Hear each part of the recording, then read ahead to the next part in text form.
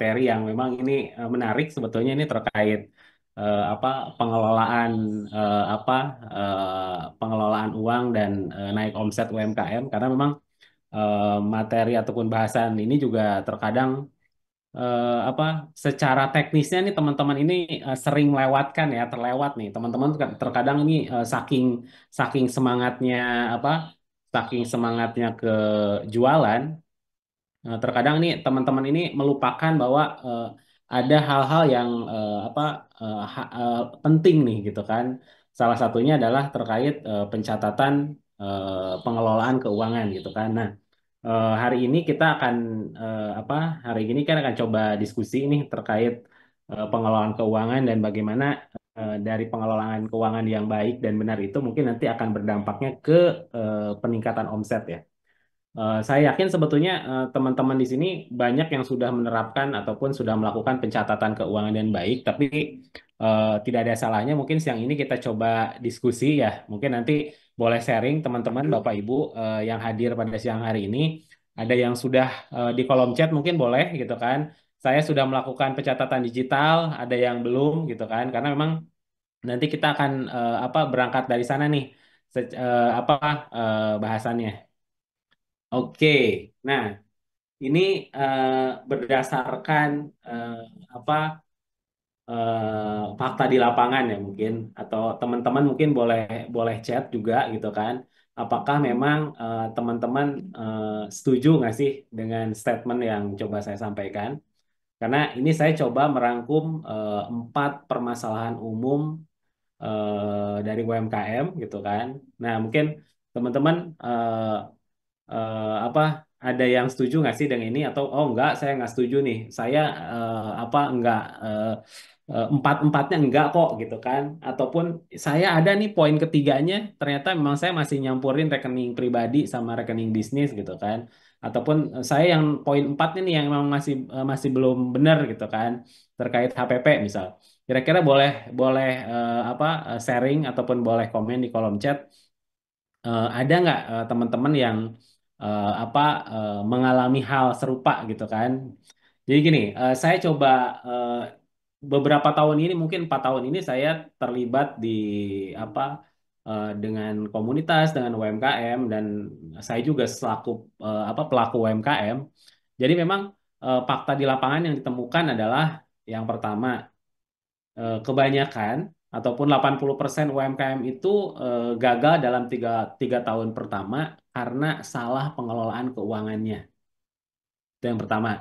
Jadi eh, mungkin bisnisnya bukannya nggak jalan ataupun produknya bukan jadi nggak laku gitu. Tapi terkadang teman-teman kadangkala ataupun saya juga mungkin dulu pada saat memang belum apa belum dirapihkan dari secara pencatatannya loh ini jualan saya ini laku loh barangnya habis kok uangnya nggak ada ya gitu kan terkadang kayak gitu tuh nggak tahu tuh ada teman-teman ada yang mengalami hal yang serupa atau yang sama atau enggak ya dengan poin yang pertama lalu yang kedua banyak UMKM lebih fokus ke penjualan daripada pencatatan keuangan gitu. Jadi terkadang nih teman-teman ini aktif banget nih ikut bazar broadcast di grup broadcast di ini broadcast di ini gitu kan tapi lupa nyatet gitu apa ini pengeluaran pengeluarannya berapa sih gitu kan apa eh, hari ini yang masuk berapa gitu. Nah ini terkadang saking semangatnya jualan Recording in progress. teman-teman lupa nih mencatat laporan keuangan uang masuk uang keluar itu terkadang eh, kelewat gitu kan.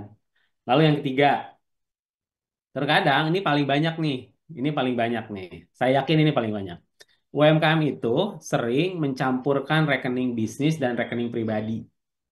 Nah, saya yakin mungkin di sini masih banyak yang apa terjadi untuk poin ketiga. Jadi dapurnya itu masih disatuin nih teman-teman antara dapurnya rumah dengan dapurnya bisnis itu tuh terkadang memang sering disatuin. Jadi uang jualan itu nanti kepakainya belanja bulanan, uang jualan malah kepakainya untuk jajan anak gitu kan, atau uang jualan dari bisnisnya nih malah kepake buat beli handphone gitu. Padahal kan memang itu harusnya dipisahkan gitu kan. ini rekening bisnis, ini apa rekening rekening apa pribadi, sehingga memang teman-teman bisa misahin. Oh oke, dari jualan saya ini bulan Januari kemarin ini untung loh sekian. Untung bersihnya berapa setelah dipotong biaya operasional, biaya marketing, bahan baku ataupun HPP dan sebagainya, untung loh berapa? 10 juta gitu kan.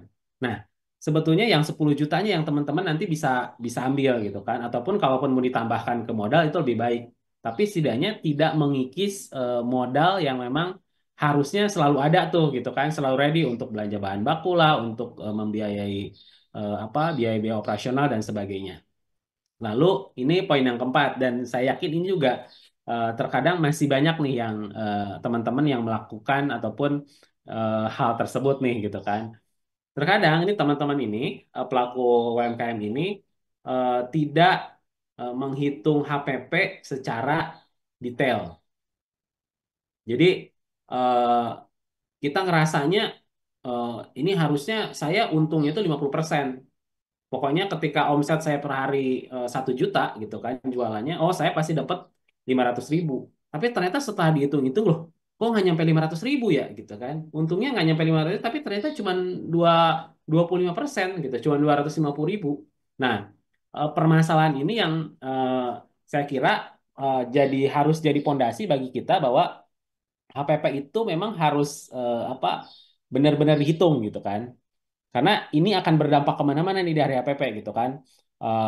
Ke profit ataupun ke omset dan sebagainya. Karena kan teman-teman juga pasti paham ya untuk bagaimana caranya untuk menghitung profit itu diambil dari mana coba? Ada yang paham mungkin? Jadi profit itu kan diambilnya dari omset dikurangi HPP dikurangi biaya operasional ataupun biaya yang lain-lain. Nah, bayangkan ketika teman-teman nih salah ataupun kurang detail dalam menghitung HPP, maka sebetulnya profit yang teman-teman yang teman-teman prediksi itu ataupun yang oh saya ini harusnya dapat profitnya sekian persen itu sekian juta, tapi ternyata pada realnya itu ternyata lebih kecil gitu. Karena tadi ada hal-hal yang memang terlewat dicatat pada saat proses pembuatan HPP gitu. Hal kecil lah, mungkin kalau teman-teman kan banyak yang posisinya jadi CEO ya di sini, Chief Everything Officer gitu kan, segalanya dikerjain dari mulai produksinya, nge-broadcast WA, jadi sosial media, bikin konten, belanja ke pasar, produksi gitu kan, semua masih dikerjain tuh sendiri gitu kan. Ada yang mungkin sudah di split, ada yang karyawannya sudah ada punya karyawan gitu, tapi ada yang masih sebagian mungkin masih dikerjakan sendiri. Nah, terkadang kita itu lupa nih hal-hal kecil aja, misal biaya parkir lah, ataupun kadang-kala orang ngangkutin barang kita, kita ngasih uang tips, ataupun terkadang kita juga tidak menghitung nih sebetulnya kita ini digaji atau enggak sih gitu kan. Terkadang kan itu harusnya teman-teman juga masukin berapa sih sebetulnya kita di di digaji gitu kan, sehingga memang eh, apa pencatatan keuangan ini tidak hanya sebatas itu aja, tapi memang kalau dikembangkan ini cukup kompleks ya. Karena kenapa teman-teman itu kan di awal pasti butuh perencanaan ataupun bisnis plan. Sehingga bisnis plan itu ataupun perencanaan keuangan itu tuh jadi petanya kita nih gitu kan. Petanya kita ataupun warningnya kita nih ketika memang loh ternyata nggak sebesar ini ya ternyata untungnya gitu kan. Ternyata uangnya kurang nih gitu kan. Dari mana kurangnya gitu. Nah itu bisa bisa jadi nih dari empat hal ini apakah dari eh, apa nggak fokus nyatet ataupun nyampurin rekening ataupun memang tadi tuh terkait HPP yang kurang detail. Nah, berikutnya ini terkait dasar mengelola keuangan UMKM yang mungkin wajib dipahami ya. Karena saya yakin mungkin sebagian besar dari teman-teman sudah ada yang bahkan mungkin lebih lebih expert gitu kan. Ada yang sudah mungkin menggunakan platform digital dan sebagainya. Tapi mungkin ada juga yang tadi tuh di slide yang sebelumnya gitu kan lebih fokus ke jualan ke selling pencatatannya yang nggak dicatat rekeningnya masih nyampur sama dapur gitu kan. Nah mungkin hari ini kita coba coba belajar kira-kira apa sih yang perlu dipahami dalam proses dasar-dasar keuangan untuk UMKM. Nah ini saya coba apa pisah dan apa bagi ke dalam apa 4 poin. Yang pertama, memang teman-teman wajib memisahkan apa rekening bisnis dan rekening pribadi. Idealnya seperti itu. Kalaupun memang rekeningnya masih nyatu, tapi setidaknya pencatatannya itu wajib ada. Jadi memang eh, kalau kalaupun aduh saya malas punya rekening dua nih gitu kan, rekeningnya tetap satu tapi catatan masih ada. Jadi katakanlah catatan hariannya apa nanti di rekapan mingguan ataupun bulanannya itu ketahuan tuh. Eh, Saat ini kan sebetulnya secara platform digital yang bisa membantu kita juga sudah banyak. Ataupun kalaupun memang teman-teman saat ini masih ya saya sih berharapnya jangan manual ya gitu kan, jangan manual karena kalau manual itu akan banyak sekali nanti ke skipnya. Mungkin setidaknya sekecil-kecilnya minimumnya itu teman-teman mungkin bisa pakai Google Sheet gitu kan, yang itu online terus dibawa kemana-mana juga apa akan selalu ngupdate gitu. Ataupun kalau yang sudah di rumahnya sudah ada device atau laptop dan sebagainya juga bisa di sana. Tapi kalaupun memang teman-teman nggak mau ribet, simple, pengen di handphone, mungkin bisa bikin format Google Sheet untuk pencatatan pengeluaran dan pemasukan. Itu minimal banget ya. Apa syukur-syukur memang saat ini sudah ada yang masuk ke tahapan ini nih, sudah dipisahin nih rekening bisnis dan rekening pribadi. Karena pada saat transaksi kan ada yang bayarnya bisa pakai QRIS, ada yang transfer gitu, ada yang cash gitu. Setidaknya itu dipisahin. Dan itu mungkin teman-teman bisa mulai dari sana. Lalu yang kedua, catat transaksi harian. Nah, ini yang tadi saya bilang nih, ini bisa menggunakan aplikasi digital. Nanti di slide selanjutnya ada apa? Saya kasih contoh beberapa referensi. Karena gini, teman-teman, saya selaku pelaku UMKM juga sama.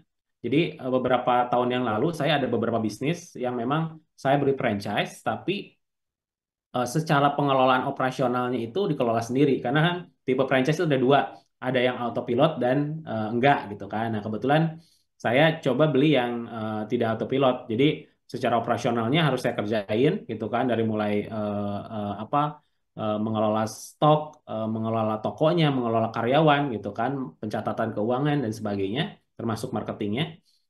Meskipun untuk bahan baku kan sudah ada dari franchise-nya, kita tinggal telepon, order segala macam mereka kirim gitu. Tapi kan tiap hari belanja terus tuh. Nah, pada saat itu saya masih apa sambilan tuh, sambilan sebagai karyawan gitu kan. Nah, memang salahnya saya saat itu saya belum fokus ke tadi itu pencatatan keuangan. Pencatatan keuangan. Ini mungkin berbeda dengan yang bisnisnya dikerjain sendiri ya, jualan sendiri gitu. Kebetulan saya tuh pakai karyawan. Nah, memang apa eh, ketika kita mendapat karyawan yang baik, yang jujur gitu kan, mungkin itu aman-aman aja gitu. Tapi kan memang ada aja satu dua mungkin teman-teman yang memang sebaliknya gitu kan. Nah, saya itu jualannya lumayan tuh, jualan dulu tuh fried chicken ya. Sehari itu 15 sampai 20 ekor lah keluar gitu kan. Karena saya pun sambilan kerja, jadi memang saya juga monitoringnya juga paling berapa hari sekali gitu kan, cuman ngecek stok. Oh ya, ini uangnya juga cash gitu kan. Uangnya cash saya cuman kasih apa belanja ke si apa franchise-nya nih hasil lagi cash. Nah, pada saat beberapa bulan akhirnya saya rekap. Ternyata banyak banget itu bolongnya. Dan pada saat itu saya ngerekap pada saat karyawan saya itu langsung resign dengan alasan ada keperluan keluarga atau apa gitu kan. Akhirnya saya rekap tuh coba. Saya rekap ternyata dari item-item itu tiap hari itu ada aja yang bocor gitu. Baik itu mungkin apa sepotong dua potong apa ayam, tapi kan ternyata kalau emang itu Recording stopped. itu lumayan ya gitu kan. Nah itu saya juga dulu mengalami hal itu gitu kan. Akhirnya memang saya coba pelajarin. Oh iya, memang kontrol kita sebagai owner itu memang wajib ada gitu kan. Apalagi memang Recording in progress. kita yang apa masih masih manual ya, bukan bukan autopilot gitu kan. Memang kita selaku owner itu secara ruhnya itu wajib ada gitu. Karena memang karyawan itu ya mereka hanya menjalankan apa yang kita suruh, tapi memang beda dengan pola pikir kita yang sebagai pemilik, sebagai owner kan pasti akan ini kurang dikit, ini kurang apa gitu kan. Dari cara melayani customer juga pasti akan beda gitu. Itu pun pasti akan berdampak sama perkembangan bisnis. Lalu yang berikutnya adalah tentukan gaji sendiri. Jangan ambil uang usaha sembarangan. Nah, ini yang terkadang kadang-kala memang kita nih apa selaku apa eh, yang punya bisnis, yang punya usaha ambil dulu deh gitu kan. Ini buat apa buat bayaran anak sekolah ataupun buat beli apa gitu kan. Terkadang emang ya udah nanti diganti, nanti dicatat gitu kan. Terkadang itu kan skip lupa lupa lupa lupa gitu. Lalu yang berikutnya terkadang kita pun tidak menghargai sebetulnya kita ini dihargain berapa sih di usaha kita ini gitu kan. Katakanlah oke saya mau dihargain seharga UMR deh setidaknya gitu kan. Karena saya pun ikut terlibat dalam operasional bisnisnya. Nah, teman-teman dicatat gitu kan. Kalau emang punya karyawan dicatat karyawannya gajinya berapa, kita juga digajinya berapa gitu kan. Sehingga nanti secara total keseluruhan biaya akan ketahuan nih. Jadi tadi tuh nanti di akhir bulan tuh akan ketahuan sebenarnya bisnis kita ini untung atau rugi sih gitu kan. Jualannya laris kejual gitu, tapi ternyata kok uangnya setelah dibagi-bagi ternyata habis yang nggak kebagian. Nah, itu karena terkadang memang kita tuh masih banyak hal-hal yang memang skip ya. Nah, ini apa poin yang tadi HPP wajib dihitung dengan detail dan jangan sampai ada biaya yang tersembunyi. Meskipun tadi ya parkir cuma 2.000 gitu kan. Tapi kalau sehari Bapak Ibu misal teman-teman berhenti di 2 tempat atau 3 tempat kali 2.000 kali 20 hari atau 30 hari kan itu udah lumayan ya gitu kan. Kali 1 tahun gitu kan itu udah lumayan gitu. Gitu. Nah, ini berikutnya terkait manajemen cash flow untuk UMKM. Nah, eh, kita coba apa lihat dari sisi cash flow yang sehat sama cash flow yang buruk gitu kan. Nah, cash flow yang sehat itu kayak gimana sih? Cash flow sehat itu dilihat dari pemasukannya pasti lebih besar dari pengeluaran pengeluaran ya. Dan teman-teman itu pasti punya dana cadangan. Nah, ini bisa dikategorikan cash flow-nya sehat. Jadi katakanlah apa apa pemasukannya misal 10 juta gitu kan, pengeluarannya 5 juta atau 7 juta gitu kan. Nah, teman-teman juga punya dana cadangan atau dana darurat. Nah, ini bisa terkategorikan bahwa cash flow kita eh, sehat lah gitu kan ataupun lebih baik gitu kan. Lalu yang kedua, cash flow yang buruk gitu kan. Cash flow yang buruk itu kayak gimana sih? Nah, ini salah satu di antaranya adalah misal banyak piutang, pengeluaran lebih besar dari pemasukan. Karena sebetulnya faktor piutang ini kalau memang cash flow kita nggak kuat, ini tuh jadi apa lama-lama itu jadi malapetaka buat kita gitu kan. Ketika misal katakanlah teman-teman yang bisnisnya supply dari buyer kita itu nggak dibayar secara full gitu kan. Misal ngirim satu dibayarnya setengah gitu kan. Nanti ngirim satu lagi dibayarnya setengah. Seterusnya kayak gitu. Berarti kan kebayangkan dalam 1 bulan gitu kan ataupun dalam satu ini berapa apa apa yang eh, yang menggulung gitu kan. Berapa yang apa nilai tunai ataupun uang kita yang menggulung yang mengendap di sana gitu. Nah, itu terkait piutang ya, terkait piutang. Lalu apa? Bagaimana sih cara sederhana mengelola cash flow ya? Mungkin saya coba bagi ke dalam 3 hal. Yang pertama terkait teman-teman mesti punya proyeksi pemasukan dan pengeluaran minimal 3 bulan ke depan, minimal 3 bulan ke depan. Jadi yang tadi saya bilang di awal, kita itu mesti punya bisnis plan ataupun apa rencana Silent kan ya udah nggak apa. rencana keuangan yang setidaknya Iya teman-teman tadi gitu udah nih ada 3 bulan ke depan ini silent. rencananya kayak gimana sih gitu kan. Teman-teman kan pasti bisnisnya punya target nih, target omset gitu kan. Katakanlah target omset saya per bulan ini 50 juta ataupun target omset saya sebulan ini 100 juta. Nah, dari sana kan pasti akan bisa di breakdown tuh. Berapa biaya bahan baku yang akan dikeluarkan, berapa biaya operasional yang akan dikeluarkan gitu kan. Nah, nanti dari sana nanti tinggal dicocokkan tuh dengan kondisi real tiap bulannya. Lalu yang kedua, batasi pengeluaran operasional yang tidak mendesak. Jadi kalau yang nggak perlu-perlu amat, emang nggak usah ditahan aja gitu kan. Karena terkadang kita itu suka apa? Ya ini mah ini kok kecil kok gitu kan.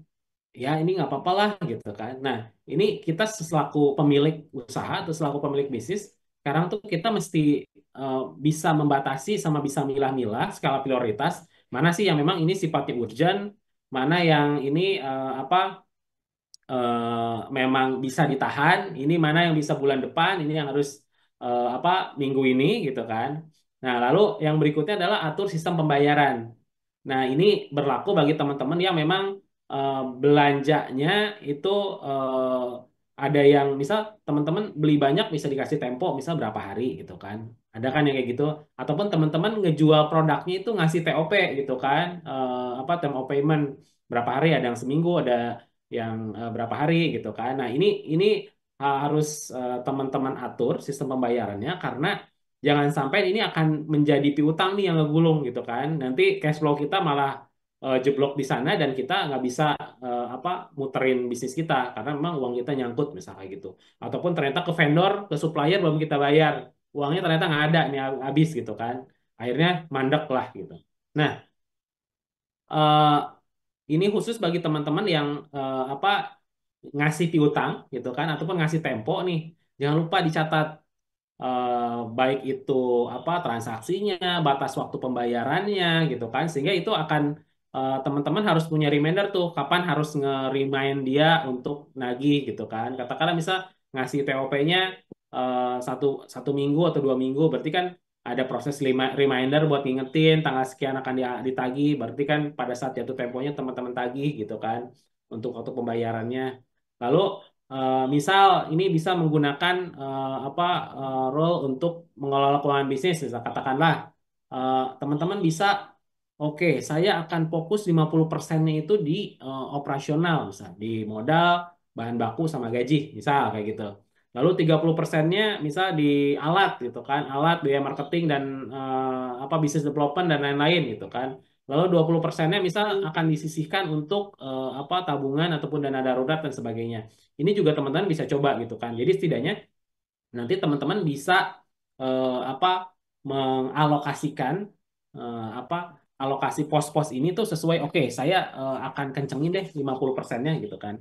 Karena kan mungkin saya juga nggak tahu di sini berapa banyak yang dari bisnis kuliner dan sebagainya. Tapi kan eh, sebagaimana saya ketahui sebetulnya kalau teman-teman yang bermain di bisnis kuliner itu kita itu kan bisa ngambil margin itu biasanya hampir 50% dari HPP ya, gitu kan. Dari HPP katakanlah misal teman-teman yang bisnis jualan katakanlah misal pisang goreng ataupun bawang goreng gitu kan. Tadi kan teman-teman akan menghitung kan HPP per packnya itu berapa gitu kan. Katakanlah setelah dihitung-hitung dari bahan baku, terus sumber daya bumbunya gitu kan. Nah, teman-teman hitung ternyata biaya produksinya itu adalah 7.500 misal. Oh, nah teman-teman masih bisa nge-up harganya itu sampai 50%-nya. Biasanya kalau untuk bisnis makanan ataupun kuliner itu masih masih masuk di angka segitu. Tapi itu juga teman-teman mesti melihat kondisi kompetitor ya, kompetitor analisanya seperti apa gitu kan. Apakah memang harga segitu memang rata-rata atau ternyata memang kompetitor lebih atas ataupun lebih bawah. Karena dengan angka 50% dari HPP itu sebetulnya itu masih aman bahkan ketika nanti kita ada program gitu. Ketika teman-teman yang nanti masuk ke mana ke order online ataupun marketplace dan sebagainya gitu kan, nanti kan ada potongan biaya administrasi, ada take rate-nya dan sebagainya. Sebetulnya di angka segitu tuh masih masih aman ya. Apalagi memang teman-teman yang fokus ngelola database-nya sendiri, angka 50% itu nanti teman-teman bisa cashback lagi ke customer-nya gitu. Itu bisa bisa eh, apa bisa balik lagi ke kita sebetulnya dengan nge-boosting buat ningkatin volume penjualan misalnya gitu. Kayak gitu. Oke. Nah, ini kita coba bahas sedikit terkait naik omset. Jadi strategi pemasaran digital untuk UMKM. Jadi terkadang gini loh, eh, naik eh, apa naik omset dengan cara yang tepat itu bukan hanya sekedar laris gitu. Jadi yang penting produk saya laris, produk saya laku gitu. Tapi terkadang kita lupa nih di belakangnya tadi. Ini apa penentuan harganya sudah benar atau belum gitu kan. Apa strategi pasarnya sudah belum benar atau belum, penentuan target marketnya sudah benar atau belum gitu kan. Nah, saya coba bagi ke dalam apa tiga tiga hal ya, di sini tiga hal. Yang pertama, bagaimana sebetulnya menentukan produk best seller. Nah, teman-teman memang di sini wajib untuk mengidentifikasi produk yang paling laris itu apa sih gitu kan. Katakanlah misal eh, teman-teman baik mau mengidentifikasi ke internal atau ke eksternal. Kalau internal kan kita punya berapa produk sih gitu kan. Punya produk, oh ternyata dari kita punya 10 produk, ini ada dua produk yang memang top produknya lah gitu kan. Yang paling laku gitu kan. Nah, teman-teman mungkin bisa fokus ke sana gitu kan. Sehingga itu jadi apa eh, tumpuan utama dari revenue kita misal. Ataupun nanti teman-teman bisa ngelihat nih sebetulnya di di market ini sebetulnya yang lagi laku tuh apa gitu. Contohnya kan kalau kalau ini teman-teman yang mau jualan, terus ini menghadapi bulan Ramadan ini sebentar lagi, pasti kan kebanyakan tuh yang akan dijual adalah tajil gitu kan, ataupun yang berbau dengan aksesoris, ataupun baik itu kerudung dan sebagainya gitu kan, ataupun tajil tadi dan gorengan-gorengan, ataupun hampers gitu kan. Nah, itu bisa ke sana. Lalu terapkan strategi harga gitu kan, bundling, diskon dan upselling. Nah, memang eh, terkadang gini, kita itu kan pasti punya beberapa produk, dan yang tadi saya bilang, ada kita punya 10 produk. Produk satu dan 2 itu adalah best sellernya deh, topnya, top produknya. Tapi produk nomor 9 nomor 10 itu, aduh susah banget nih keluarnya. Nah, terkadang gimana caranya sih sebetulnya biar produk yang susah, yang slow moving itu, yang susah keluar itu, bisa keluar gitu ya. Nah, teman-teman bisa bikin program bundling, misalnya, program diskon gitu. Ataupun kalau kalau kita ke restoran kan, si si si kasirnya ataupun si waiters pasti akan nanya, eh, kita punya ini loh, kita punya ini gitu kan. Kakak mau nggak mau coba ini gitu kan. Kita ini ada produk signature produknya loh gitu. Nah, itu mereka lagi mencoba apa eh, nge, upselling si produk-produknya mereka. Nah, lalu yang berikutnya, saat ini kan zamannya zaman digital nih gitu kan. Saya yakin Bapak Ibu semua yang hadir di sini pasti punya sosial media gitu kan. Ya setidaknya mungkin kalau nggak Instagram, TikTok, Facebook ataupun WhatsApp itu satu atau duanya pasti menggunakan lah gitu kan. Nah, ini mungkin selain memang kita buat katakanlah hiburan, tapi kan saat ini bisa dijadikan juga sarana ataupun channel untuk kita berjualan ya gitu kan. Baik itu di Instagram, sekarang mungkin di WhatsApp juga sudah mulai bisa. Sekarang yang lagi ramai di TikTok gitu kan. Nah, memang tantangannya di sini emang teman-teman ataupun Bapak Ibu diminta ataupun harus membuat konten yang menarik gitu kan. Yang menarik mungkin kan sekarang tuh banyak banget produk-produk ataupun bisnis yang viral gitu. Karena kan viral itu ada dua hal. Viral itu bisa diciptakan, atau memang viral itu tercipta secara organik gitu. Katakanlah misal kalau diciptakan ya memang ya itu ada strateginya gitu kan. Atau memang viralnya tercipta secara organik yang tidak sengaja gitu kan. Ada orang yang ngeposting, ternyata kontennya bagus dan tersebar kemana-mana, boom jadilah viral gitu. Ataupun memang kita kita bikin bikin konten itu memang di planning untuk jadi viral. Itu memang beda kondisinya. Nah, lalu di sini saat ini memang teman-teman mesti analisa juga sih sebetulnya. Eh, Kira-kira produknya eh, sudah perlu belum gitu kan untuk dicoba diiklankan. Karena kan teman-teman bisa milih nih, katakanlah mau itu di Google Ads ataupun di Meta Ads gitu kan. Karena kalau saya lihat saat ini memang eh, kalau pengusaha yang baru ya, bisnis baru atau produk kita yang baru, dan memang kita secara digital marketingnya eh, apa nggak concern ke sana, memang buat nge-up-nya itu memang lumayan perlu waktu gitu. Nah, dibanding memang Sekarang cara cepatnya adalah gimana caranya nih biar produk kita ini munculnya cepat ataupun setidaknya secara apa secara awareness-nya inilah gitu kan tinggi lah ya gitu kan. Meskipun mungkin nanti kita akan lihat sebetulnya dari iklan ini berapa persen sih konversinya ataupun seberapa seberapa bagus sebetulnya konversinya gitu. Tapi bagi Bapak Ibu atau teman-teman mungkin iklan digital ini eh, di era sekarang gitu kan ataupun di zaman sekarang itu saya kira eh, perlu mulai dipikirkan ya, perlu mulai dipikirkan karena eh, dengan iklan itu sebetulnya kita bisa ngeboosting apa eh, si apa visibilitas produk-produk kita lebih jauh gitu kan. Meskipun nanti kita coba dulu nih dengan budget yang kecil gitu kan. Nanti kita lihat konversinya seberapa bagus sih. Katakanlah misal oh kita keluarin dulu nih satu bulan berapa nih 300 sampai 500 ribu misal ataupun berapa coba 100 ribu dulu deh gitu kan. Gila dari 100 ribu itu jadi apa gitu kan. Nah nanti terus dianalisa dianalisa. Memang untuk iklan digital ini memang ada ilmunya tersendiri gitu kan. Mungkin nanti dari teman-teman Rumah BUMN Jakarta juga bisa apa eh, memfokuskan terkait iklan digital ini karena memang ini ada tekniknya gitu. Jadi waktunya juga memang harus sesinya khusus gitu. Nah, lalu yang berikutnya terkait jualan di marketplace di WhatsApp dan di website. Nah, eh, gini, jualan di marketplace itu bagus nggak sih? Gitu. Kalau saya bilang bagus, gitu. Tapi memang ada tapinya. Jadi teman-teman yang berjualan di marketplace itu ibaratnya kalau saya ibaratkan itu kolam gitu kan. Kolam itu udah ada ikannya gitu kan. Kalau kita mau mancing itu tinggal datang aja gitu kan. Tinggal datang bawa pancingan gitu.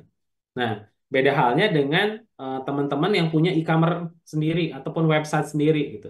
Nah, memang secara traffic ataupun ibaratnya kolam itu tuh belum ada isinya gitu. Belum di mana itu belum kebentuk, belum ada gitu. Mau nggak mau memang kita mesti ngedatangin traffic, kita mesti ngeluarin biaya untuk marketing, mesti bikin program dan sebagainya. Tapi memang ada plus minusnya gitu. Yang pertama pasti nih teman-teman juga sudah paham yang sudah terbiasa berjualan di di marketplace. Yang pertama biayanya itu kan semakin tahun itu semakin tinggi ya. Kalau emang teman-teman rasakan ya, pasti semakin tinggi. Baik itu biaya programnya ataupun biaya platform rate-nya itu pasti setiap tahun itu naik semakin tinggi. Apalagi kalau memang kita mau join untuk program gitu kan. Program itu angkanya makin besar lagi. Nah, yang menjadi concern sebetulnya selain tadi biaya semakin tinggi, yang kedua kita selaku penjual, kita selaku pebisnis adalah pengusaha nih UMKM, kita tuh nggak dapat sebetulnya database-nya. Siapa sih yang beli produknya kita gitu kan? Siapa yang ini orang mana sih gitu kan?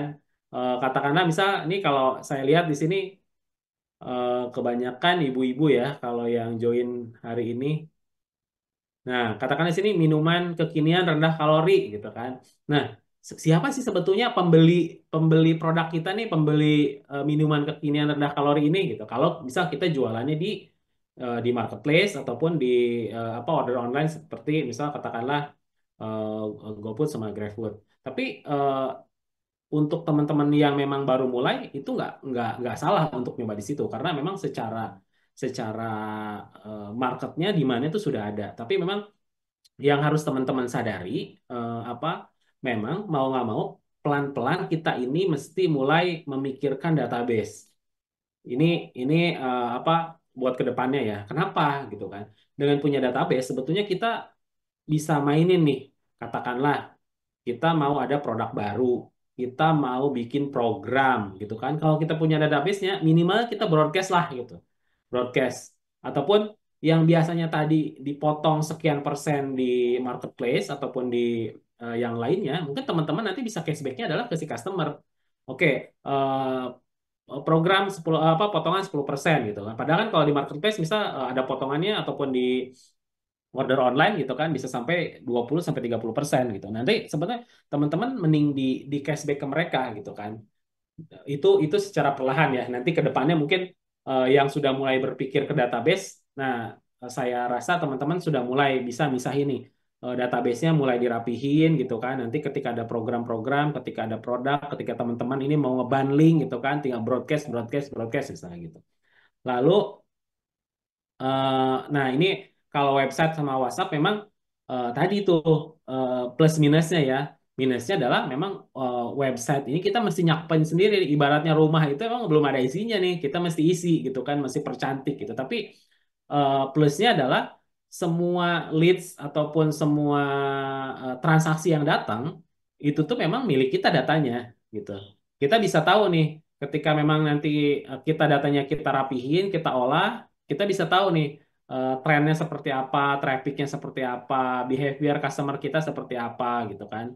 Jadi memang kita bisa nanti ke depannya mungkin lebih jauhnya kita bisa bisa bikin program loyalitas untuk pelanggan. Katakanlah yang tadi minuman kekinian gitu kan. Oh ternyata dia sukanya adalah lemon gitu kan. Setiap order itu pasti ada lemonnya gitu.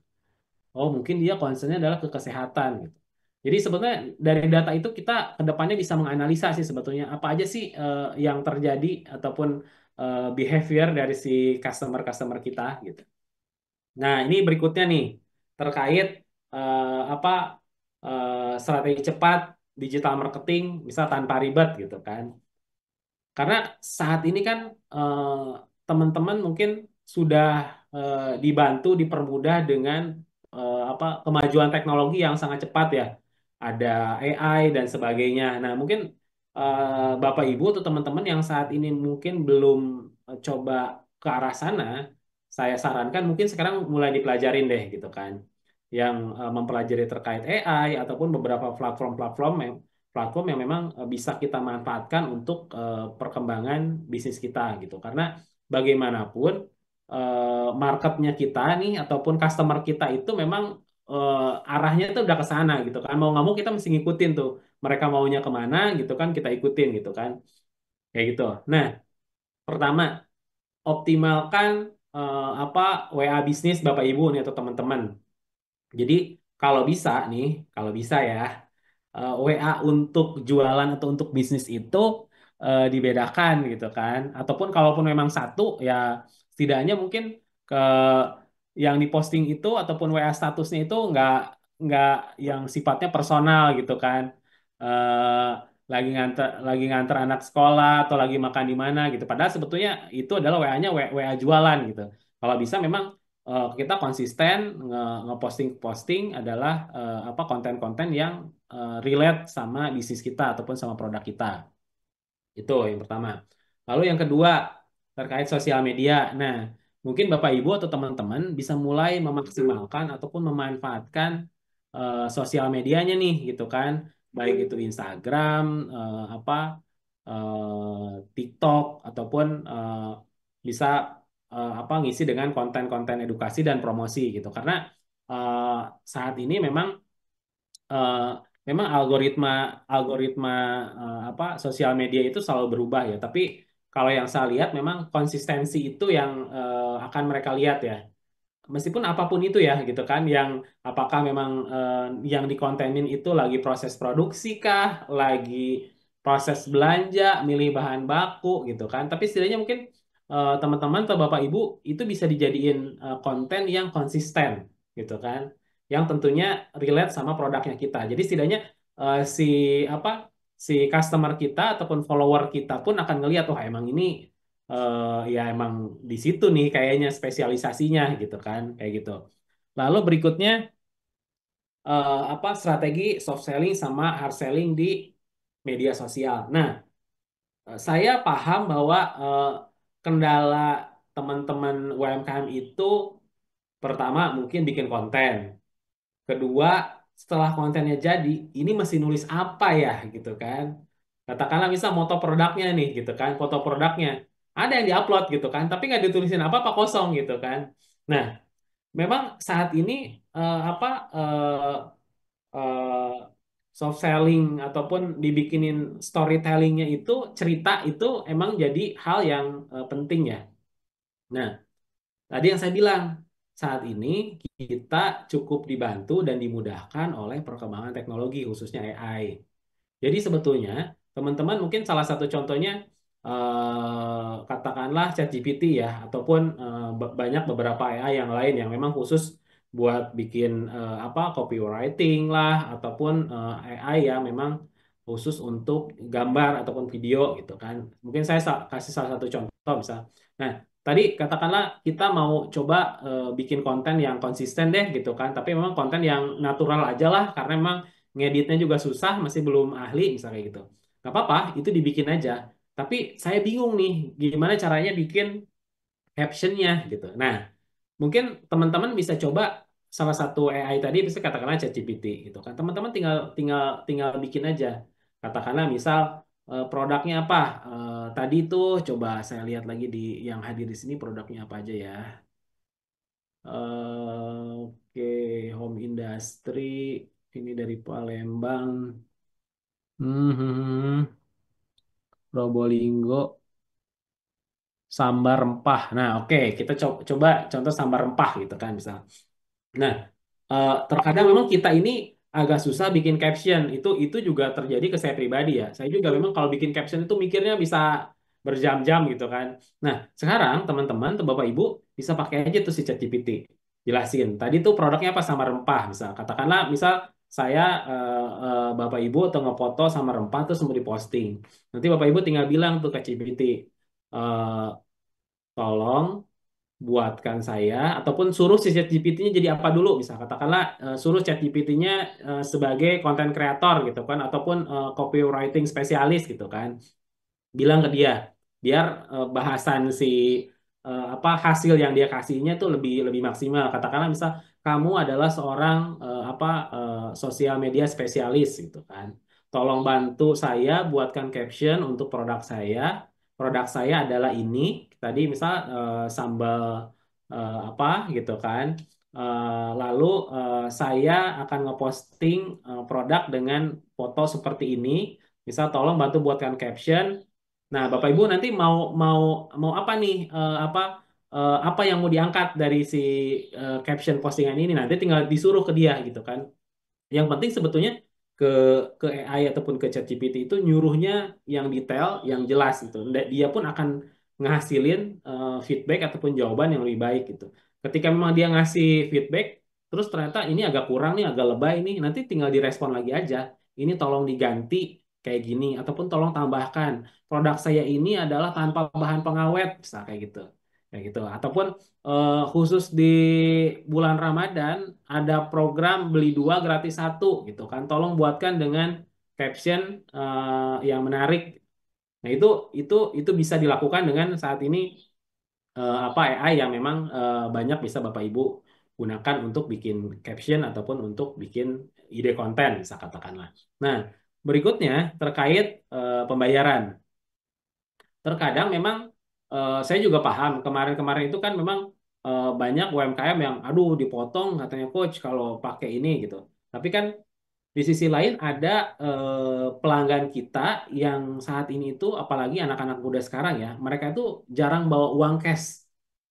Uang cash itu jarang banget. Bahkan saya sendiri pun sekarang itu udah jarang banget nih bawa bawa uang cash karena memang semuanya udah bisa transfer, QRIS dan sebagainya. Jangan sampai ada orang mau datang beli produk kita, tapi kita tidak menyediakan opsi pilihan untuk pembayaran gitu kan. Dan akhirnya nggak jadi gitu kan. Bu, bisa pakai QRIS? Nggak bisa. Transfer bisa nggak? Nggak bisa. Yang lain nggak bisa. Nggak bisa, cuman cash aja. Nah, itu mungkin kalau zaman sekarang teman-teman harus mulai dipikirkan ya gitu kan. Karena saat ini banyak banget pilihan yang bisa Bapak Ibu gunakan untuk pilihan payment. Baik itu dari QRIS ataupun teman-teman yang sudah punya nggak mau QRIS lah katanya takut dipotong. Tapi kan QRIS juga untuk nominal tertentu aja kan yang dipotong gitu. Tapi kan nggak, nanti kita lihat nih karakter produk kita berapa sih harganya. Oh, kalau produknya di bawah 100.000 harusnya aman dong, nggak kena potongan, bisa katakanlah seperti itu. Nah, ataupun saya maunya transfer aja boleh gitu kan. Ataupun sekarang banyak pilihan, apakah itu GoPay, Dana, OVO, dan sebagainya. Setidaknya kita siapkan beberapa alternatif pilihan pembayaran. Jangan sampai ada customer datang mau mau beli produk kita, tiba-tiba nggak jadi karena dia nggak punya uang cash, dan kita pun tidak menyediakan opsi lain selain harus bayar pakai cash misalnya kayak gitu. Nah, ini mungkin beberapa digital tools ya untuk apa membantu teman-teman dalam pencatatan. Ini sekilas beberapa contoh aja karena saya yakin banyak banget saat ini yang pencatatan keuangan yang sudah beredar, bahkan yang banyak banget contohnya produk-produk POS. POS itu point of sales, mesin kasir ya, yang saat ini bisa Bapak Ibu gunakan untuk sebagai pencatatan keuangan dan pencatatan stok gitu. Karena kalaupun memang sekarang kita ngerasa saya belum belum belum mau kalau untuk bayar, misal. Coba cari cari dulu apa beberapa platform-platform gratis yang bisa digunakan. Tapi ketika memang transaksinya, trafficnya makin tinggi ya, saya rasa kalau secara hitung-hitungan bisnisnya masuk ya bayar juga mungkin harusnya nggak masalah gitu kan dengan nominal tertentu yang itu masuk lah gitu kan secara hitung-hitungan. Nah, tadi tuh terkait desain ataupun konten ya. Nah, teman-teman kan pasti ini udah kalau CapCut mungkin udah lebih familiar ya. Tapi kalau untuk bikin desain mungkin kan bisa juga mempelajari sedikit terkait Canva karena itu juga gratis gitu kan.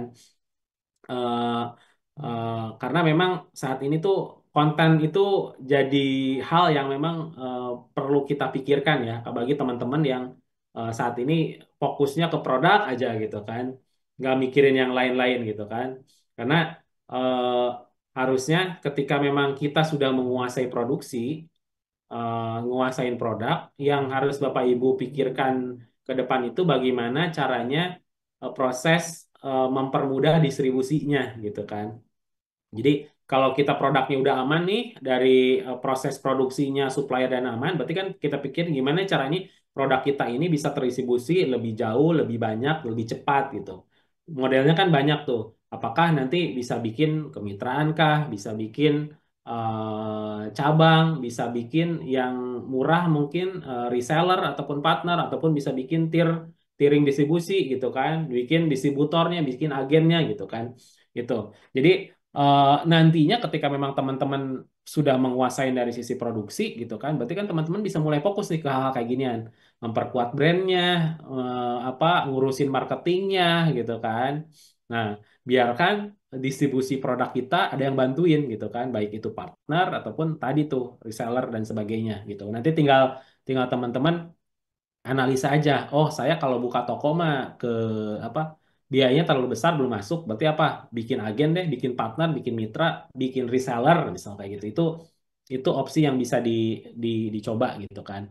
Lalu berikutnya, nah ini pembayaran digital ini sama yang masuk yang tadi.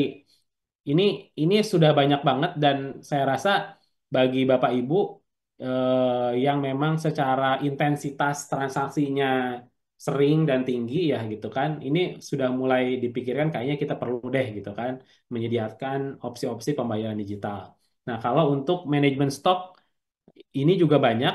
Saat ini yang saya tahu beberapa POS itu mereka sudah bisa apa jadi fitur untuk pengecekan stok ya, teman-teman, Bapak Ibu. Jadi Bapak Ibu misal pakai POS itu mesin kasir ya, point of sales, dan itu bisa bisa membantu ini nih dari mulai pencatatan digital, stok, laporan keuangan, lalu apa ordering management system. Nah, itu banyak dari POS yang saat ini beredar, bahkan yang gratis pun banyak mereka menyediakan fitur-fitur itu gitu kan. Tinggal nanti Bapak Ibu coba ataupun mana nih yang cocok karena kan secara karakteristik sebetulnya beberapa POS ini ada yang mewajibkan mereka oh ini harus pakai tablet gitu kan. Ini enggak kok bisa pakai handphone bisa kok gitu kan. Nah, nanti tinggal dicek aja secara secara device-nya kompatibelnya kemana gitu kan. Kalau memang saya nggak mau lah kalau harus investasi beli tablet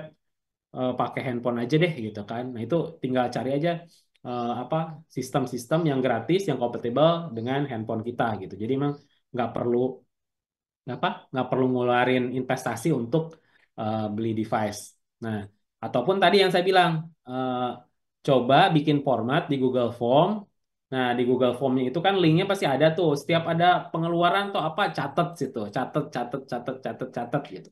setidaknya itu terekod lah gitu kan. Ini adalah opsi beberapa platform digital yang saat ini bisa Bapak Ibu gunakan, tapi sebetulnya kalaupun memang ini masih belum belum bisa, minimalnya aja tadi tuh si Google Form itu bisa digunakan dan itu online enaknya gitu. Jadi pada saat kita nggak perlu nge-save gitu. Kita nggak perlu nge-save, tinggal enter enter ketik gitu kan, itu akan ke-save secara otomatis. Oke, berikutnya. Nah, ini mungkin saya kasih kasih sedikit studi kasus ya yang saya temukan. Bagaimana sih apa Recording stopped. bisnis UMKM yang sukses setelah mereka menerapkan keuangan dan digitalisasi. Ini eh, kasusnya adalah UMKM yang awalnya mencampur uang pribadi dan bisnis, lalu setelah dipisah dan dicatat rapi, terus cash flow-nya jadi lebih sehat dan bisa Recording in progress. ini kasus saya ambil dari salah satu warung makan nih, warung makan offline ya gitu kan. Nah, akhirnya setelah setelah mereka menerapkan digitalisasi, omsetnya naik gitu kan. Mereka punya pencatatan yang lebih rapi gitu kan. Lalu mereka juga mulai aktif mengembangkan jualan di Instagram, di WhatsApp gitu kan. Nah, tidaknya memang yang tadinya sumber pendapatan mereka itu dari orang yang datang aja ke sana, akhirnya setelah mereka mulai aktif di WhatsApp, aktif di sosial media gitu kan, sekitaran warung yang tadinya nggak kepikiran buat beli pun sekarang udah bisa lewat WA, lewat Instagram gitu kan. Jadi sebetulnya eh, saya sangat yakin ketika Bapak Ibu ataupun teman-teman melakukan pencatatan digital ataupun terutama nih keuangan secara rapi gitu kan dan sekarang mulai mempelajari terkait digitalisasi itu nggak akan sia-sia kok. Bahkan ini sudah dibuktikan eh, banyak teman-teman kita yang pelaku UMKM yang sudah mulai rapi, setidaknya mereka punya pencatatan keuangan yang lebih rapi. Jadi pada saat nanti teman-teman nih perlu pendanaan katakanlah gitu kan, ada eh, laporan keuangan yang tervalidasi yang bisa kita sodorkan gitu kan nih. Tapi beda halnya ketika teman-teman masih mencatatkan di buku ya gitu kan. Itu itu bisa tidak bisa tervalidasi gitu. Tapi ketika memang kita sudah mulai pakai platform lebih rapi dan eh, terdigitalisasi itu setidaknya bisa jadi validasi ketika memang teman-teman apakah nantinya mau mengajukan pinjaman untuk modal ataupun ada investor yang mau invest gitu kan. Katakanlah ini saya mau invest dong di eh, apa di usahanya di bisnisnya gitu kan katakanlah tadi tuh ada apa tuh ini Vando Clothing gitu kan atau apa tadi minuman rempah Inohong gitu kan tiba-tiba ada yang suka sama produknya dan ini kalau saya mau invest gimana coba saya pengen lihat dong proyeksinya ataupun saat ini secara transaksinya gimana kan kalau sudah ada enak tinggal dikeluarkan gitu kan tapi kalau nggak ada bisa aja sebetulnya ada peluang yang terlewatkan dari situ. Oke, nah ini slide terakhir mungkin dari saya sebelum nanti saya kembalikan ke Mbak Kintara untuk kita sesi diskusi. Jadi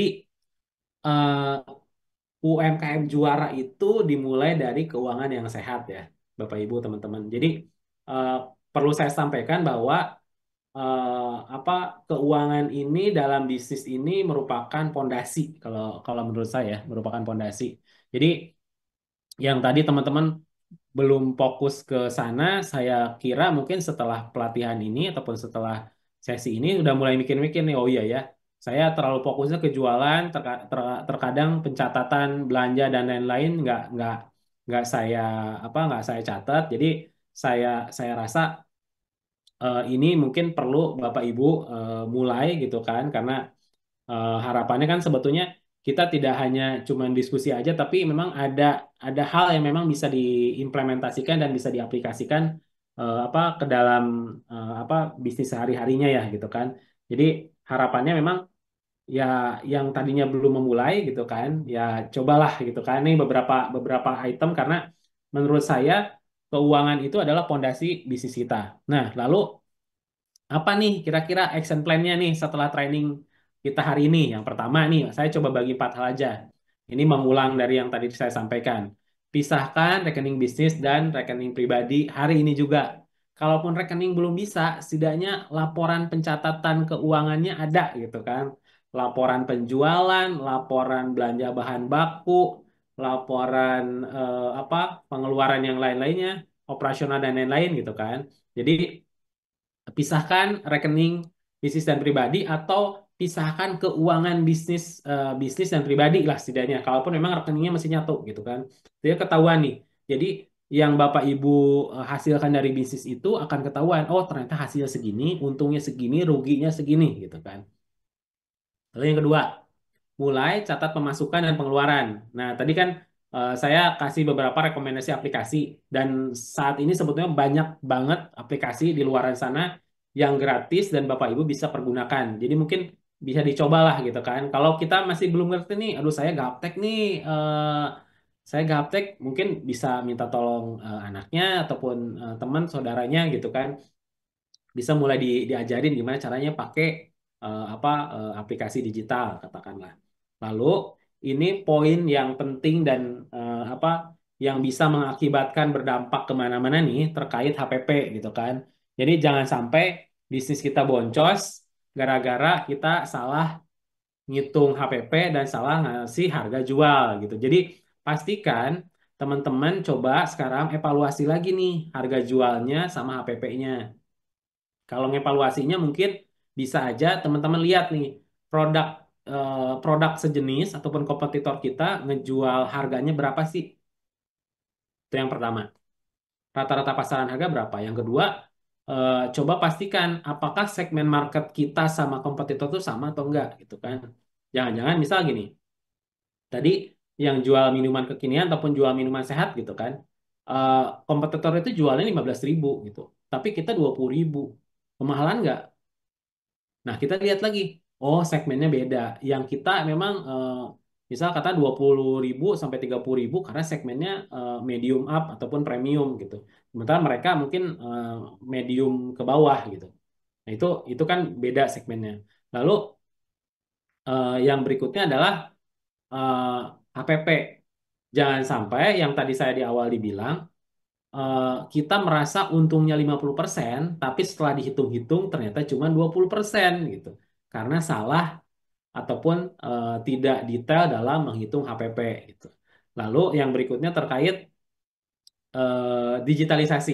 Nah, ini mungkin yang bikin malas gitu, tapi mau nggak mau ini mesti mulai kita biasakan gitu kan, mesti mesti di dirutinkan. Jadi teman-teman apapun itu ya dibikinin konten aja secara konsisten, mungkin sehari satu gitu kan, mulai apakah lagi proses produksi gitu kan ataupun lagi ngedisplay lagi belanja gitu kan diambil fotonya kah atau diambil videonya kalau emang belum bisa aneh-aneh ya yang standaran aja tapi mungkin konsisten gitu kan tadi aduh saya bingung bikin captionnya ataupun ide ininya tadi sudah banyak AI sekarang yang bisa Bapak Ibu atau teman-teman gunakan gitu jadi mungkin empat hal ini bagi teman-teman apa yang belum memulai pencatatan digital dan digitalisasi mungkin bisa teman-teman mulai lakukan mulai hari ini. Tapi saya juga percaya di sini yang hadir di sini juga tidak semuanya belum. Saya juga yakin banyak yang mungkin sudah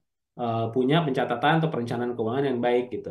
Nah, terakhir dari saya sebetulnya gini apapun yang kita lakukan itu tuh akan berbeda ketika memang mindset kitanya nggak nyampe ke sana gitu. Katakanlah misal gini, saya sering ngobrol sama teman-teman UMKM ketika ditanya, Bu, omsetnya berapa? Saat ini misal katakanlah 25 juta, misal kayak gitu. Oke, target omset tahun bulan depan berapa? Waduh, nggak tahu.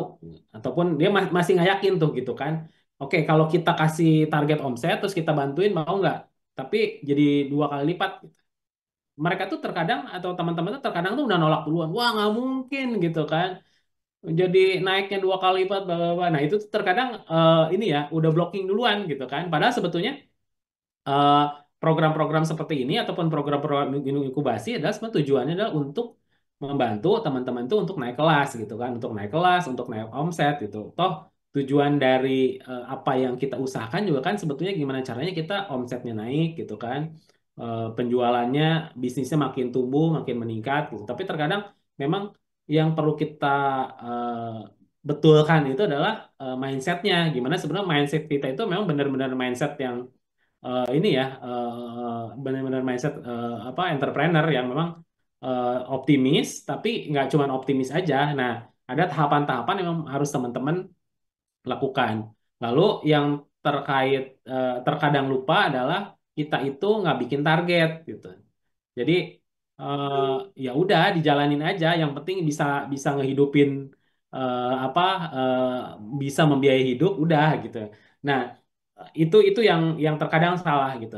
Mungkin Bapak Ibu atau teman-teman bisa menghitung sebetulnya yang memang saat ini fokus ke apa penghasilannya dari berjualan atau dari berbisnis berusaha gitu mungkin bisa menganalisa dari kebutuhan per bulannya berapa gitu kan. Untuk kebutuhan hidupnya berapa, kebutuhan yang sudah berkeluarga punya anak mungkin bisa dihitung biaya pendidikan berapa, untuk savingnya berapa. Oh, saya sebulan itu butuh berapa sih gitu. Jadi angka itu yang mungkin setidaknya nanti teman-teman di up dijadiin target gitu. Karena kan pasti tiap bulan, tiap tahun pasti akan naik kan. Nah nanti teman-teman apakah mau bikin targetnya dinaikin per tahun atau per 3 bulan, per 6 bulan, setidaknya ada plannya, ada rencananya dan ada targetnya gitu. Karena target itu ibaratnya itu adalah petanya nih ketika kita mau menuju ke satu tempat gitu kan. Ketika ada petanya itu peta itu bisa ngasih tahu kita jalan yang lebih cepat gitu sebetulnya gitu. Itu ya mungkin dari saya, terima kasih. Mohon maaf kalau ada yang apa tidak berkenan ataupun kurang sesuai. Nanti saya kembalikan ke Mbak Kintara. Nanti kita coba lanjut di sesi diskusi ya. Itu terima kasih dari saya. Selamat siang semuanya. Assalamualaikum warahmatullahi wabarakatuh. Waalaikumsalam warahmatullahi wabarakatuh.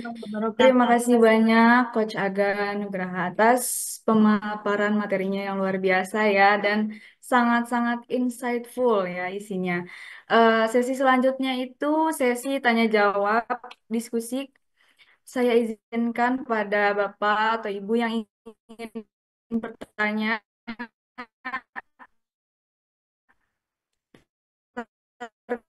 terkait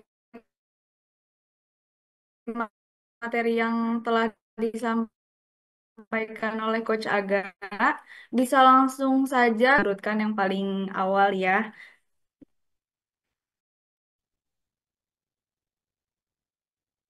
Oke.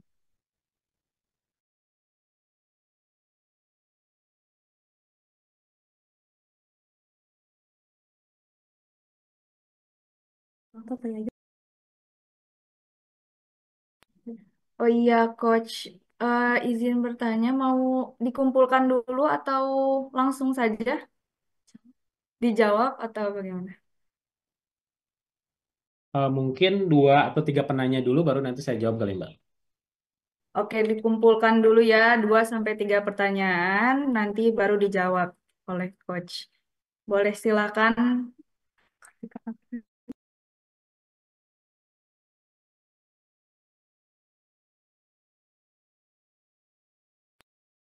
Boleh untuk Kartika Aprilia, boleh sampaikan pertanyaannya. Terima kasih. Assalamualaikum Coach. Saya mau nanya, em, saya mau nanya soal HPP tadi nih tentang margin keuntungan. Saya kan punya usaha pisang nugget frozen ya, jadi saya jualnya itu frozen dalam bentuk frozen gitu. Eh, Normal nggak sih kalau saya taruh apa margin keuntungannya itu 60%? Oke, udah itu aja Coach. Terima kasih. Siap. Baik. Oke. Ada yang selanjutnya Sepertinya dulu. belum ada yang bertanya lagi. Oh, ada dari eh, Yusuf sambal rempah. Boleh, silakan. Assalamualaikum, Coach Aga. Siap, siap. Mau menanya nih, tadi kan tentang posnya itu ya. Eh, nah, apa ada rekomendasi posnya itu yang simple untuk para UKM nih dan untuk karena pemula ada yang gratisan boleh direkomendasikan gitu. Karena memang untuk UMKM permasalahan memisahkan dana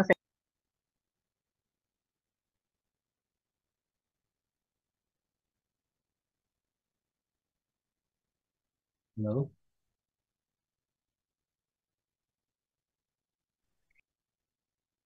Halo? apa Oke. agak-agak terputus. Ya. Eh,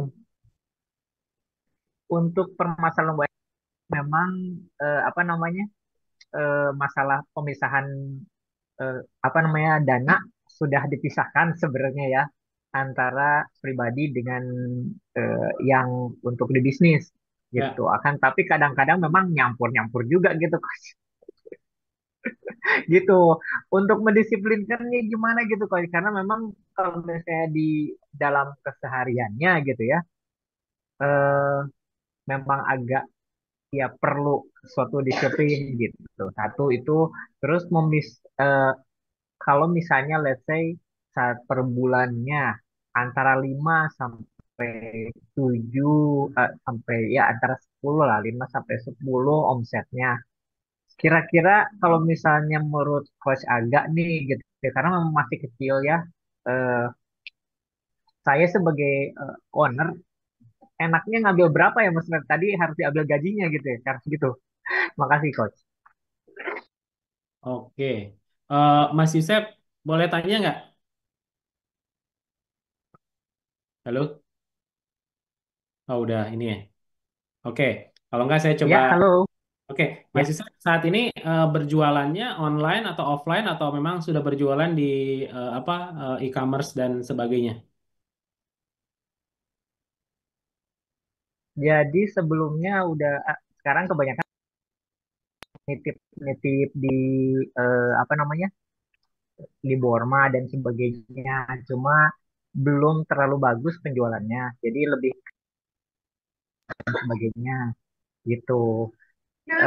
Kalau online-nya eh, ikutan Indonesia Mall dan itu juga termasuknya kita merasa terbantu sekali. Tapi sekarang udah nggak ada lagi Indonesia Mall-nya. Intinya offline, lebih ke Oke. offline ya. WA terus kan Tapi pameran dan Mas sebagainya. Yusef, satu lagi pertanyaannya. Mas Yusef ada target omset nggak? Target omset sih antara 5 sampai 10 sih. Ini karena memang masih modalnya masih modal sendiri ya gitu. Oke, siap. Kalau Borma berarti orang Bandung ya nih.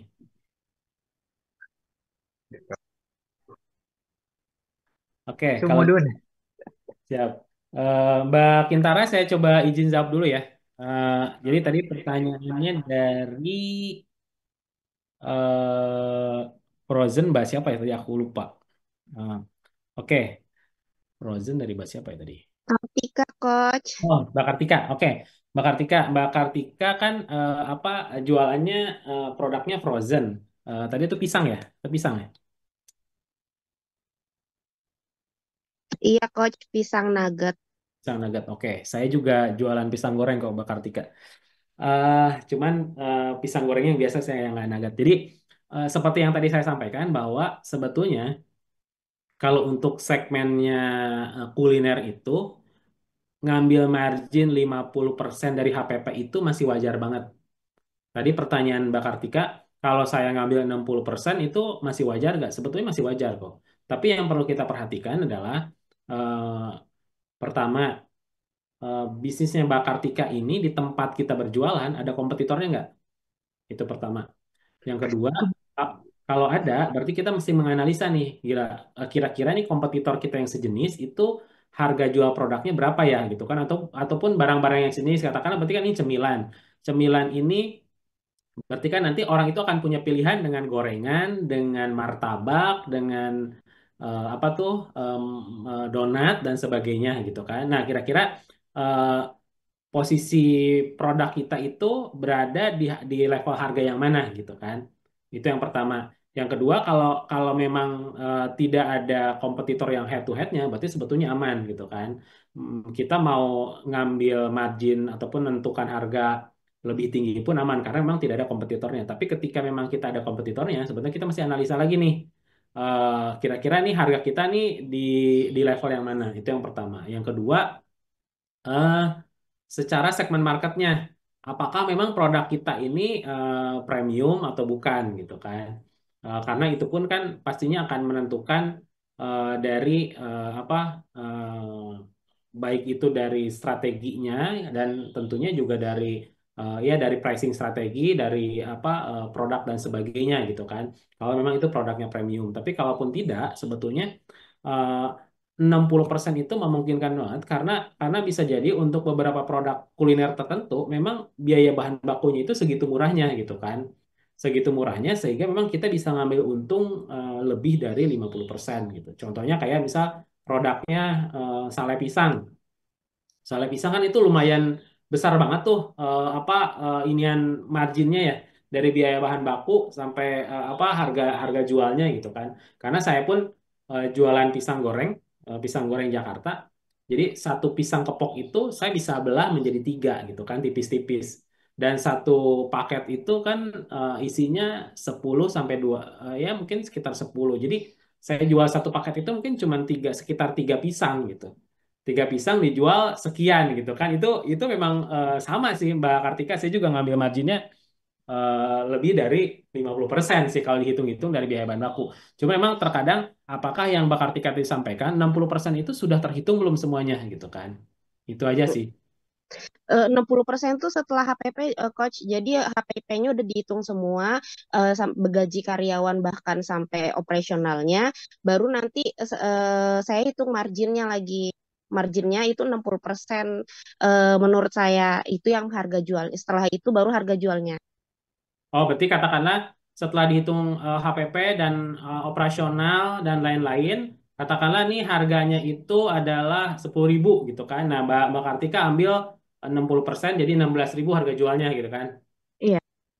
Ya, karena kan kita kan rumus apa menghitung profit itu kan dari omset dikurangi HPP dikurangi biaya-biaya gitu kan.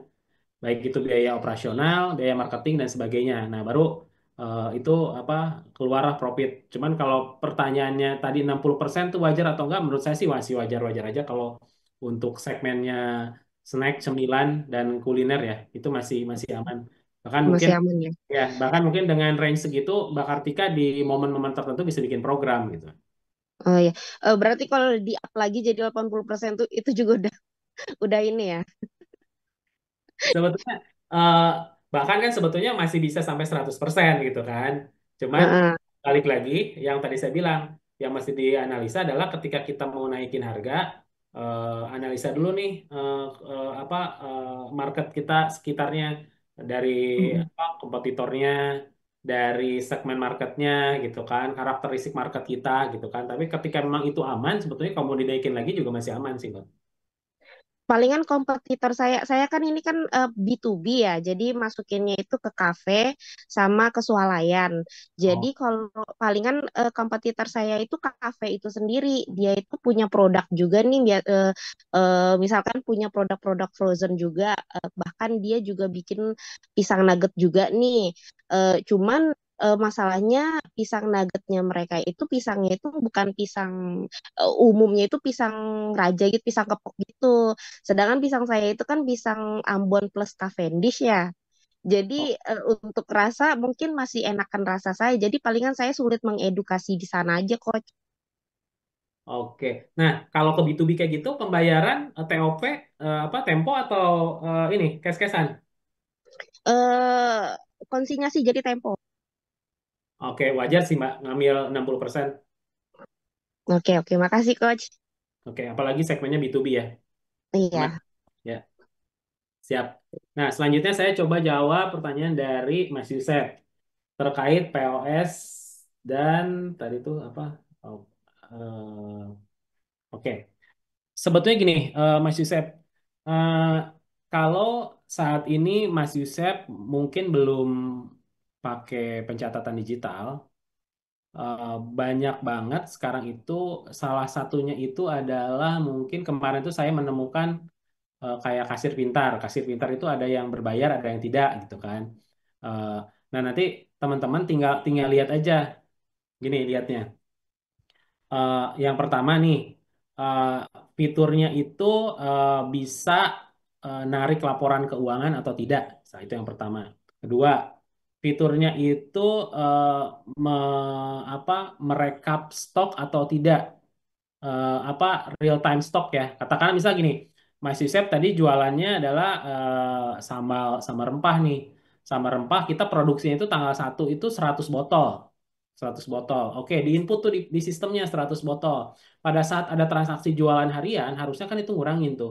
Tanggal 2 ada transaksi 10, tanggal 3 10 sampai tanggal 5 10. Berarti kan stoknya di tanggal 5 itu tinggal 50. Nah, apakah si sistem itu bisa mengcapture apa, real stock nggak? Nah itu kalau emang itu bisa, saran saya pakai gitu kan, karena setidaknya itu memudahkan kita. Pertama dari sisi apa, laporan, laporan penjualan, laporan keuangan, lalu yang ketiga dari sisi stok. Itu kan tiga hal yang menurut saya apa, urgent dan apa, krusial perlu kita ketahui ya gitu kan. Itu karena atau setahu saya ISB juga ada produk yang gratisnya sih, Mas Yusef ya. ISB juga ada, Kasir Pintar ada gitu. Mungkin itu bisa dicoba. Cuman memang kan kalau yang gratis itu memang terbatas ya gitu kan. Ada yang si yang punya platform itu ngebatasin limit transaksi gitu kan. Kayak misal transaksinya cuma sampai sekian juta gitu kan. Ataupun limit dari SKU-nya produknya. Karena yang kemarin saya temukan itu toko kelontong, grosir gitu kan, tapi dia levelnya grosiran, agen, produknya itu di atas 1.200 produk gitu. Sementara karena dia pakai yang gratis, dia cuma bisa nge-upload 1.000 karena batas limitnya 1.000 produk gitu. Itu dari sisi sistem POS. Jadi sebetulnya nanti Mas Yusef bisa pakai beberapa itu. Yang penting tiga hal tadi, dia bisa mengcapture apa, transaksi, lalu bisa mengcapture laporan keuangan, bisa mengcapture stok gitu. Ya, Tiga update-nya. itu secara fitur ada, silakan digunakan lah. Setidaknya itu bisa ngebantu. Nah, lalu terkait apa tadi Oke, sebetulnya gini, kalau untuk pengalokasian apa, keuangan ya, memang mau nggak mau kita selaku ownernya gitu kan, itu yang mesti disiplin ya, mesti ngencengin banget apa, ikat pinggangnya, karena kalau kalau kitanya juga longgar itu insya Allah pasti jebol lah gitu kan. Kita selaku pemiliknya aja nggak kencang gitu. Jadi memang eh, saran saya memang itu pertama, kitanya mesti komit dulu nih, konsisten dulu bahwa memang si laporan keuangan ini akan kita catat tiap hari. Mas Yusef mesti mengalokasikan waktu, misal closingnya mau jam berapa nih, mau malam, mau sore gitu kan. Itu di closing setiap jam sekian akan saya closing, akan saya rekap gitu kan. Eh, Sehingga memang kita bisa mulai nih, mumpung sekarang kan ini masih masih omsetnya nih masih bertumbuh nih gitu kan, dari 5 sampai 10. Mudah-mudahan nanti bulan depan naik 10 sampai 15, bulan ketiga naik sampai 20 25 gitu kan. Yang penting kalau menurut saya eh, kita itu punya histori gitu kan. Katakanlah misal gini, kenapa pencatatan itu jadi penting? Ketika kita melakukan jualan yang sama dalam 1 tahun, sebetulnya kita bisa menganalisa pada bulan apa saja sebetulnya penjualan kita itu meningkat. Wah, kencang banget, tinggi banget gitu. Oh, pada bulan ini, bulan apa? Oh, bulan puasa. Ternyata ini bulan apa? Agustusan. Ini bulan apa? Bulan apa? Apalagi gitu kan. Nah, nanti eh, di situ kita bisa ngeliat, oh di sini nih pada bulan-bulan ini tuh produksi kita tuh pasti akan tinggi gitu. Kalau kita punya datanya, kita tuh bisa bikin forecasting untuk tahun berikutnya, katakanlah gitu kan. Sehingga kita bisa nentuin bikin target, oke, kalau bulan ini saya 5 sampai 10 juta, ataupun katakanlah bulan ini saya 10 juta, tapi jualan saya cuma dititipin ke ABC doang gitu kan. Oke, bulan apa, April ataupun Maret saya targetin deh naik lagi 5 juta gitu kan. Saya akan tambahin nih. Yang tadi cuma sampai C, tambahin lagi D sama E gitu. Nah, kayak gitu. Jadi teman-teman tuh bisa bikin forecasting berdasarkan memang data laporan penjualan, laporan apa keuangan gitu kan. Bahkan kalau memang kita punya database pelanggan dengan benar, kita bisa akan tahu nih, katakanlah eh, si Bapak A ini sukanya adalah sambal bawang gitu kan. Dia pasti akan belinya sambal bawang gitu gitu. Nah, mungkin di bulan-bulan tertentu kita perlu nge-boosting nih. Kita mau naikin salesnya. Dibikin aja program bundling ke dia. Pak, beli dua atau beli tiga, diskon sekian persen gitu. Itu misal kayak gitu. Ataupun kayak misal kita bisa tahu nih ketika si bapak ini nggak order lagi, pada biasanya order gitu. Kalau kita punya datanya ya, kita bisa nge-reminder dia. Biasanya tiap bulan nih orang nih beli sambal nih ke kita. Kok ini udah sebulan lewat atau 2 bulan dia nggak beli gitu. Nah, itu bisa, kalau kita punya datanya, kita bisa nge-reminder. Jadi, sebetulnya pencatatan keuangan, pencatatan transaksi penjualan, gitu kan, bahkan mungkin database pelanggan itu bisa kita gunakan, bisa kita olah untuk hal-hal lain untuk meningkatkan omset, profit, sama apa pertumbuhan bisnis kita sih. Gitu ya. Apa, Mas Yusef, mudah-mudahan menjawab. Saya kembalikan ke Mbak Kintara. Eh, baik, Coach, ini ada 2 pertanyaan lagi di kolom komentar dari Ibu Sri Sulaihat. Cara pencatatan keuangan yang benar seperti apa, Coach? Saya masih belum paham, apalagi via digital. Terus ada dari De Devlina Bekasi. Gimana caranya ikut program inkubasi, Coach? Mangga dijawab, Coach. Ya, ini mungkin dari Bu Sri dulu ya. Ya, boleh. Oke, Bu Sri, bagaimana pencatatan keuangan yang benar seperti apa? Saya masih belum paham. Jadi gini Bu, memang kendalanya saat ini tuh teman-teman itu masih merasa sulit ketika apa beralih ke digital. Nah, cuman kalau menurut saya sih sebetulnya Bu Sri ini bukannya nggak paham, tapi mungkin karena belum mencoba aja. Karena dengannya Ibu Sri sekarang ikut Zoom aja, berarti sebetulnya Ibu Sri ini udah melek nih sama teknologi gitu kan, udah melek nih sama digital. Berarti kan bisa nge-zoom. Berarti kan sebetulnya ini udah bukan bukan orang yang memang apa resisten sama teknologi ataupun memang nggak paham sama teknologi. Dan saya juga yakin Ibu Sri pasti punya WA, Ibu Sri pasti punya sosial media. Nah, mungkin yang perlu Ibu lakukan adalah eh, pertama, katakanlah sekarang misal Ibu punya pencatatannya masih manual di dalam buku, tapi ada rapih catatannya. Oke, itu bagus untuk tahap pertama ya. Tahap kedua selanjutnya ketika mungkin ibu punya apa anak ataupun saudara atau teman, yang saran saya tadi, ketika pakai platform digital mungkin itu masih berat, bisa bantu teman ataupun anaknya ataupun mungkin saudaranya, bisa nggak bantuin saya bikinin Google Form, apa Google Sheet di Google. Nanti dibikin formatnya ada pengeluaran, misal katakanlah ini poin pengeluaran, ini poin pemasukan gitu kan. Ini ada tanggalnya. Jadi setidaknya pencatatan ibu tuh ada di sana gitu kan, di di di Google Sheet tadi gitu kan, sehingga pada saat tiap bulan ibu bisa tarik, bisa lihat nih, nanti ibu bisa menganalisa gitu kan, sehingga memang ibu bisa, oh oke, penjualan saya nih bulan ini tuh tingginya di minggu-minggu ini nih, emang ya ada kegiatan apa ya di sini gitu kan, oh saya ikut bazar, ternyata oh ini ada ulang tahun apa ulang tahun kabupaten atau kota, kemarin saya ada orderan tinggi dari sana ataupun apa lagi gitu kan, sehingga ibu punya punya catatan itu gitu kan. Saya yakin ibu bukannya tidak paham, tapi karena belum mencoba aja gitu kan. Setelah mencoba saya yakin Bu Sri pasti terbiasa kok. Memang di awal itu pasti kita eh, agak ribet lah gitu kan kalau di awal, tapi yakin kok setelah ibu punya pencatatan yang lebih baik, pencatatan digital itu akan berguna buat buat apa pengembangan bisnis kita kok. Baik itu tadi yang saya bilang, nanti suatu saat kita mau mengajukan kur lah katakanlah misal gitu kan. Atau yang kedua ada investor yang mau nambahin modalnya tapi dia pengen tahu penjualannya, kalau udah ada kan udah tinggal kita buka aja gitu. Yang penting Bu Sri semua pencatatannya dicatat. Itu basicnya itu ya. baik itu pengeluaran, baik itu pemasukan, itu aja dulu.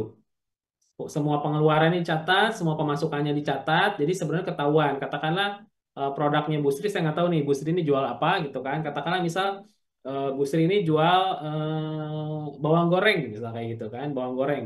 Bawang goreng itu kan konversinya tuh cukup tinggi ya, bisa 50%-nya. Katakanlah misal kita beli bawang segernya 50 apa bawang segernya 50 kilo, bawang keringnya mungkin bisa jadi cuma tinggal 25 kilo atau 22 kilo. Nah, nanti kan dari situ tuh kita akan bikin lagi produk turunannya. Dari bawang yang 50 kilo jadi 25 kilo, nanti akan di packing lagi nih. Jadi ada yang sekilo, ada yang setengah kilo, ada yang 250 gram gitu. Nah, itu tuh catatannya pasti akan beda nih. Dari 50 kilo, dari 25 kilo bawang kering itu nanti akan jadi berapa kilo bawang yang 1 kiloan, yang 500 gram, yang 250 gram gitu. Karena nanti kan beda nih. Ini kemasannya pasti akan beda. Yang 1 kilo kan plastiknya lebih besar gitu kan. Pasti biaya HPP-nya akan beda dengan yang 500 gram. Meskipun mungkin akan tipis-tipis lah gitu kan. Karena ini ya. Mungkin kalau dari saya yang penting basicnya sekarang semua pengeluaran dan pemasukan ibu dicatat aja Bu Sri. Jangan sampai ada terlewat gitu. Sehingga ibu bisa punya pencatatan terkait berapa sih realnya biaya modal produksi kita itu ataupun HPP kita itu berapa gitu. Karena eh, karena kalau itunya salah berarti nanti kita punya apa punya revenue pun ataupun punya profit pun pasti akan salah hitungannya gitu kan. Lalu yang kedua, basicnya adalah tolong pisahkan keuangan dapur dan keuangan usaha itu aja minimalnya ya. Jadi ibu mesti punya pencatatan ini keuangan jualan ibu sama keuangan di dapur gitu. Meskipun misal katakanlah rekeningnya saya masih belum bisa dipisahin tapi masih nyatu, oke lah nggak apa-apa untuk saat ini ya. Tapi setidaknya pencatatannya beda ketahuan nih. Jadi ibu bulan ini jualan berapa, untung berapa gitu kan. Nah, jadi nanti ketahuan uangnya kemana gitu kan. Jangan sampai kok barang saya habis tapi uangnya nggak ada gitu. Jangan sampai kayak gitu tuh. Oke, lalu pertanyaan dari Mbak Devina Bekasi, gimana caranya ikutan program inkubasi ya, Coach? Sebetulnya kan kalau inkubasi ini dari teman-teman Rumah BUMN Jakarta pun kan ini pasti ada programnya. Tapi sebetulnya saat ini sudah banyak sebetulnya Mbak Devina program-program serupa yang memang menyediakan eh, apa menyediakan program untuk inkubasi bisnis ya. Eh, Tahun kemarin sebetulnya saya juga ada pelatihan gratis. Kita bikin kolaborasi program yang namanya Rumah Konsultasi UMKM gitu. Jadi kayak mingguan kita bikin online ataupun offline. Nanti ada berapa teman-teman UMKM yang register yang mungkin kita coba bedah kasusnya apa gitu kan. Katakanlah misalnya Mbak Devina nih kasusnya apa? Apakah itu dari digital marketing kah, dari HPPK ataupun dari produk ataupun apa nanti kita bedah ataupun kayak misalnya kita bantu teman-teman bikin bisnis plan sama bikin target omset. Nah, biasanya kalau yang target omset kita akan kejar ini. Mungkin nggak akan nyaman sih sebetulnya jadinya karena kan kita tanya udah berapa omsetnya, udah berapa gitu kan. Nah, tujuannya buat teman-teman juga sih gitu kan. Kita memastikan bahwa apa yang ditargetkan, ditulis itu dikerjakan gitu kan. Sehingga memang omsetnya itu bergerak gitu. Karena memang tujuan kita kan ngebantu teman-teman biar naik kelas, naik omset. Itu sih eh, buat Mbak Devina ya. Sebetulnya kalau kalau inkubasi tentunya dari Rumah BUMN Jakarta juga ini bagian dari program inkubasi bisnis ya. Mbak Kintara, mungkin saya kembalikan ke Mbak Kintara.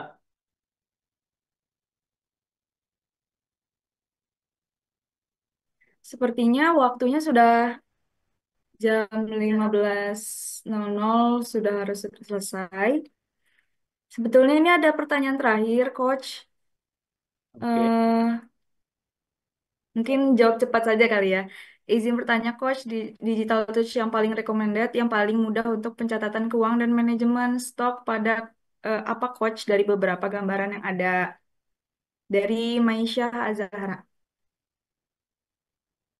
oke. Pencatatan digital tools yang paling recommended mudah. Sama Mbak Wiwik juga sama nih aplikasi yang membantu pencatatan keuangan. sebetulnya gini, teman-teman, kalau ini akan kembali lagi ke size bisnisnya teman-teman. Karena kalau yang sifatnya berbayar saat ini sudah banyak yang bagus. Banyak banget yang bagus dan itu detail banget. Tapi kalaupun memang teman-teman masih mau coba yang yang gratis, sebetulnya apa salah satunya mungkin bisa teman-teman tuh bisa cek eh, Accurate itu ada yang program gratisnya. Tapi memang yang full versionnya mereka itu berbayar. Tapi teman-teman bisa coba. Tapi pada dasarnya adalah eh, pencatatan keuangan ini memang nanti balik lagi ke size bisnisnya. Apakah teman-teman perlu sampai menghitung rugi laba atau tidak gitu kan? Ataupun ada yang perlu ke ke generate ke jurnal, ke pajak dan sebagainya atau tidak? Ataupun sebatas setidaknya saya bisa mengetahui arus kas sama arus barang dari harga dari mulai transaksi masuk, penjualan, pengeluaran, stok barang gitu kan. Tiga itu. Nah, kalau kalau cuma tiga itu sebetulnya Mbak Meisa itu banyak banget gitu kan. Seperti yang tadi saya sampaikan di materi, sebetulnya itu platform-platform tersebut bisa digunakan. Bahkan kalaupun POS ya, katakan misal Mbak Meisa menggunakan POS, sebetulnya sekarang banyak POS yang tadi saya coba sampaikan eh, apa ISB itu juga ada yang gratisnya gitu kan untuk cuman mencatat sampai pengeluaran pemasukan dan dan stok itu bisa gitu kan ataupun si kasir pintar yang tadi saya bilang itu juga bisa tapi nanti kembali lagi nih kebutuhan Mbak Meisa secara size bisnis seperti apa apakah memang perlu mengenerate sampai rugi laba nggak gitu kan ataupun lebih jauh lagi kita perlu sampai ke penghitungan pajak gitu karena kalaupun memang sampai ke sana, berarti mau nggak mau kita mesti cari aplikasi yang berbayar, tapi secara budgetnya mungkin masih masuk ya gitu kan. Tadi yang saya bilang Accurate gitu kan. Accurate memang ini biasa digunakan oleh levelnya katakanlah misal distributor gitu kan, ataupun mungkin bisnisnya yang sudah lumayan trafficnya tinggi. Karena mereka pun kan ada paketnya tuh gitu kan. Ada paketnya yang memang paket yang lengkap sama yang tadi tuh kebutuhannya apa gitu kan. Karena nanti kita tinggal lihat kebutuhan kebutuhan pencatatan keuangan kita ataupun kebutuhan bisnis kita sampai mana. Kalaupun memang cuman 3 poin tadi penjualan penjualan pemasukan pengeluaran ya sama stok itu mah banyak banget kok pakai POS aja bisa pakai POS aja bisa. Nah, bagi teman-teman yang mau order kaos keren silahkan bisa di marketplace Shopee, Tokopedia, Bukalapak maupun Lazada. Caranya tinggal ketik saja Muhammad Ervando ya. Nah, teman-teman tinggal pilih untuk kaos-kaos kerennya. Kemudian yang cocok langsung saja diorder untuk kaos-kaos kerennya ya. Bisa diorder satuan, lusinan, ataupun borongan silahkan bebas. Nah berikut ini saya kasih rangkumannya ya. Nah teman-teman ketik saja di Shopee, Tokopedia, Bukalapak, Lazada, ketik Muhammad Ervando. Nah kemudian juga tersedia kaos lengan panjang dengan desain-desain keren. Tinggal teman-teman pilih di marketplace Shopee, Tokopedia, Bukalapak, Lazada. Cuman untuk kaos lengan panjang ketiknya Vando Official Shop ya. Spesial untuk kaos lengan panjang, bisa untuk pria maupun wanita. Nah untuk wanita yang berjilbab sangat cocok ya, karena pakai lengan panjang tersedia juga. Dan tentunya dengan desain-desain kaos yang keren, kekinian. Nah silakan teman-teman bisa ketik di Shopee, Tokopedia, Bukalapak maupun Lazada, ketik saja Vando Official Shop.